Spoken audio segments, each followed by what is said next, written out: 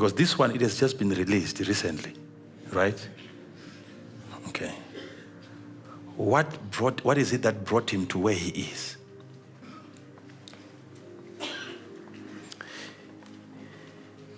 What brought him to where he is? Is it the thing that he's giving to us? If I got to where I am now, before I could use the anointing oil, it means there is something that you are not getting from me. The very thing that made me who I am, which is then making the oil to work when it is being used or applied by me. So is it wrong if I can give you the anointing oil, something that I never used, something that never brought me to where I am? It's not wrong. It's also a way of fast-tracking you, because you really don't want to go through what I've gone through. I've never sat under any pastor who gave me any bottle of oil. But how did I survive? How did I make it up to where I am now? Which means there is still something behind the bottle which people should still go after.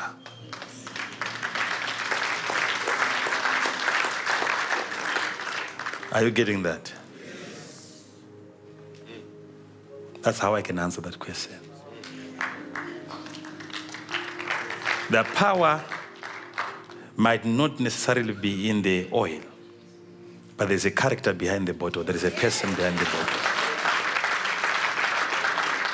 There is a life behind the oil, which is giving power to the oil. That's it. If I had taken that bottle and said, maybe, okay, let me apply it myself to her, then obviously she was going to think it's because maybe he touched it, so now it now has more power. I didn't even touch it. I said, spray it on yourself. And then it worked. It's not because she doesn't have faith. She has faith in me, but not in the oil, which is okay. Who doesn't like that? Because when I came in person, she recovered. She recovered. So if you try it and it doesn't work for you still, I'm around. You come back to me. So it's an issue of faith. It's an issue of faith. There are certain personalities when they come, when they walk into your territory, your faithlessness doesn't matter. Your doubt is dissolved. There are people like that.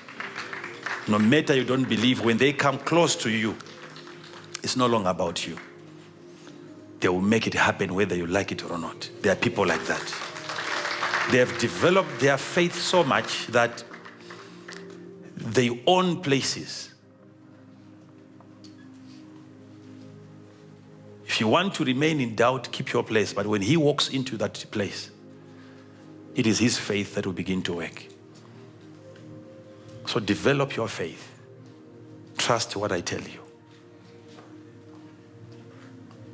Because the oil just came some few, let's say last year. And this one again. But before all these years, what was I talking about? Character. A life of purity, holiness, and so on. So I would really want you to get a hold of a life. I've given you this anointing oil, but still there is something that I have to give to you. And you have to know how to receive it.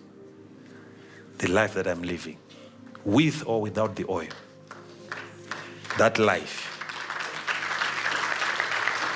life is what we have to go after.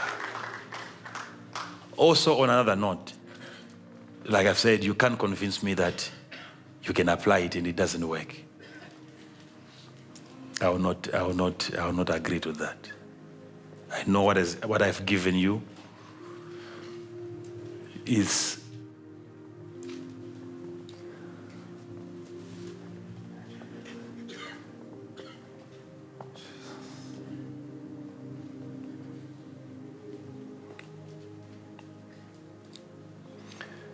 just like when you are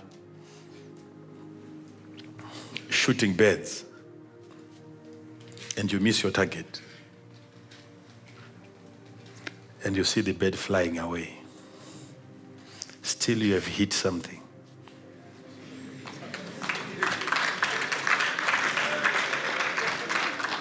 You are just not paying attention to what you have actually killed. There is something that you have hit there.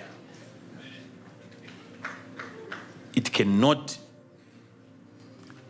come upon you and then nothing happens. It's just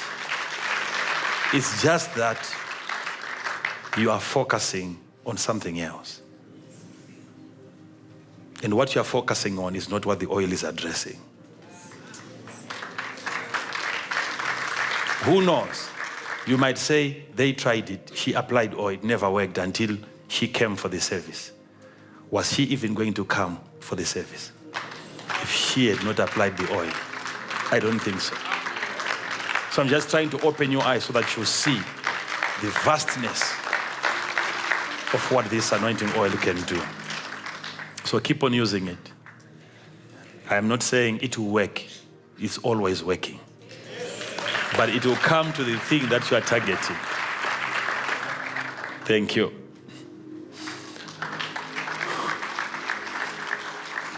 Thank you very much, men of God, for the opportunity. We are learning quite a lot. There is something earlier when you were explaining that you highlighted, and I enjoyed it. When you were talking about when you are doing healing ministrations, talking about, I see this, I also see this. To all of us, it sounds simple, but I think it's quite a milestone. We still need to develop ourselves on that. And whilst on that, I have discovered that there are a lot of prophecies, or can I say rather, word of knowledge that you experience in some places. And you see a prophecy comes and a case of deliverance is highlighted. Then you see the prophet simply says, you are free. And you look at the person, because when you were teaching us, it was so clear that freedom is not just a declared word, but freedom is expressed through, you can see it in the life of the person that was delivered. So I wanted to ask on how the prophetic and deliverance relate, because deliverance, like you taught us, is a process, taking in light, scaring away darkness, and at the same time, a word of knowledge comes. And you like I've actually experienced, you see a man of God, like as a minister myself, you can say to this maybe it's because you don't have faith or you're not praying. But you see a man of God receives a word of knowledge concerning a deliverance issue. He said, you are free. Something like that. It continues to happen. Maybe 6, 7 prophets will still come to that same person. So I wanted to ask, does a prophetic word bypass a process of deliverance? Or by deliverance, I'm referring here to the process of out. Or Thank you for watching Minister's Material. Join us again next time for yet another inspirational teaching from Prophet Emmanuel Makandiwa.